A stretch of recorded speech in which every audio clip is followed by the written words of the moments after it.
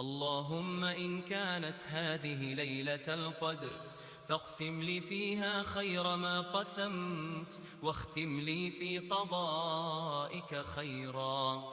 اللهم اجعل اسمي في هذه الليلة في السعداء، وروحي مع الشهداء، والإحسان في علين.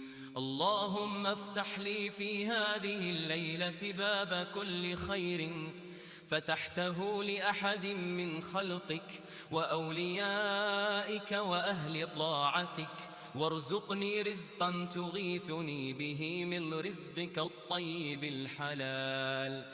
اللهم ما قسمت في هذه الليلة المباركة من خير وعافية وصحة وسلامة وسعة رزق فاجعل لي منه نصيبا.